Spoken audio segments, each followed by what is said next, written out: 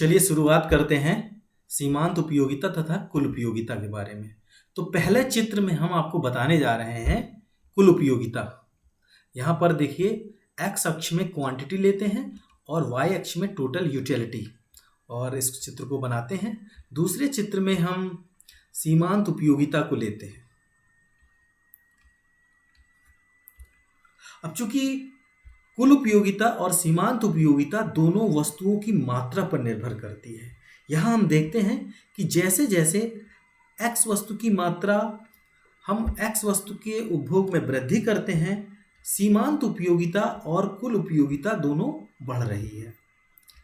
यहाँ F बिंदु पर नति परिवर्तन बिंदु है। F बिंदु को नति परिवर्तन बिंदु कहते हैं, और ये नति परिवर्तन बिंदु यह प्रदर्शित करता है कि परिवर्तन की दर क्या है। परिवर्तन की दर चेंज हो जाती है, इसको पॉइंट ऑफ इन्फ्लेक्शन कहते हैं। और इसी पॉइंट ऑफ इन्फ्लेक्शन यानी कि नति परिवर्तन बिंदु पर सीमांत उपयोगिता अधिकतम होती है।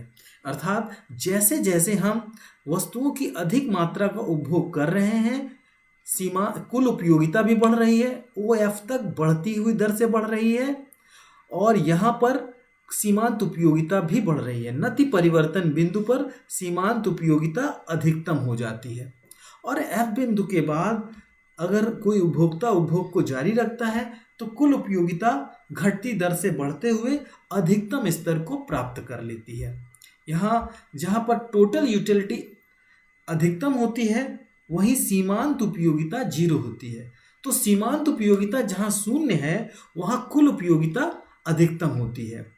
ये प्रश्न अक्सर पूछा गया है कि कुल उपयोगिता कहाँ अधिकतम होती है, तो आपका उत्तर सीधा सा होगा कि सीमांत उपयोगिता जहाँ पर 0 होगी, कुल उपयोगिता वहाँ पर अधिकतम होगी। यदि उसके बाद भी कोई उपभोक्ता उपभोग को जारी रखता है तो कुल उपयोगिता घटने लगती है और सीमांत उपयोगिता ऋणात्मक हो जाती है। ये एक्स अक्ष के नीचे चला गया है।